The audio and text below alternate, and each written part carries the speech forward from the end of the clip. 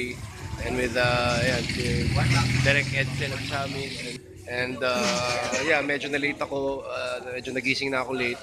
Nakabike pa akong konti. There's a lot of bikes here. Let me see.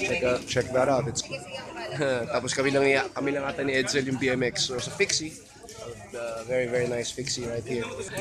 Here I'm with Ramon, so hopefully we can ride around. Medyo late nga ako. So You can still eat, man. kakain ko lang. Kakagising ko lang kanina eh. So busog ako. Sayang, hindi ko kayo naabutan na mas maaga. Next time pa naman. Kasama ko si Ito, idol to. Si Bayaw, si Jun sa Python. Okay, si Lord. And Lord De Vera and everyone here. Si Derek Ari. Ito yung kainan ni na kapatid ni Dix.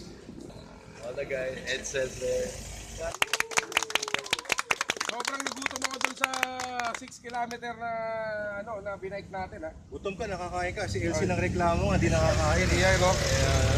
Ayan, so ano bang aral natin sa tagpong ito? Isa sa Bayton. Aba, yung parang mga lugar pala dito ay tungkol pala sa kabaitan. Mga kaugalian, Mga dapat kagoli ang natin Pilipino. tularan. Oo. Isa puso. Sa puso. Oo. Puro positive.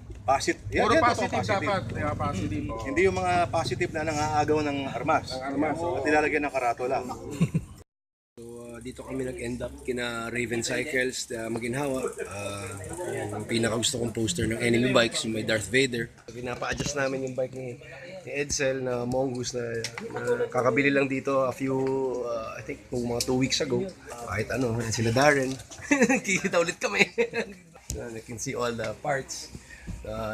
Dito ko rin binibili ibang parts ko, yung mga grips ko, chain. From this angle, that's the hallway with all the parts.